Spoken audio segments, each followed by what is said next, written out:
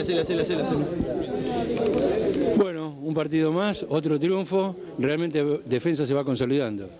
Sí, creo que todos estamos dejando todo en la cancha y bueno, por suerte el resultado está notando la diferencia que estamos haciendo. Defensa sufrió el choque de ese penal que no se pudo convertir, pero se recuperó. Sí, la verdad que eso fue un bajón bastante importante en el partido, pero creo que en el segundo tiempo nos recuperamos bastante bien y podemos haber hecho un golcito o dos más. ¿Le cuesta manejar la pelota? Es decir, da la impresión de que son mucho más importantes para la recuperación que sumándose en el toque corto.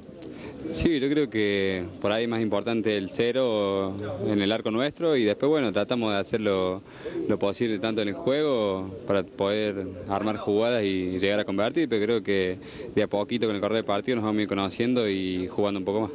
¿Cómo fue tu actuación individual? ¿Cómo la catalogás? Yo creo que el penal marca mucho por el hecho de lo anímico, pero en el juego no estuve bien, pero... Hoy te cambiaron de posición.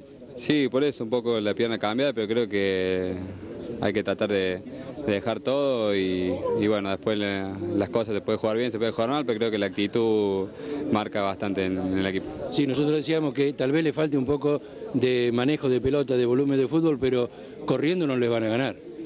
No, seguro. Creo que este equipo tiene la idea clara de sacar puntos y salvarse del descenso. Y bueno, dejaremos todo en todos los partidos y como te dije recién, jugaremos bien, jugaremos mal, pero la actitud va a estar en todos los partidos. Bueno, mucha suerte y gracias. Bueno, gracias a ustedes. Suerte. Gracias.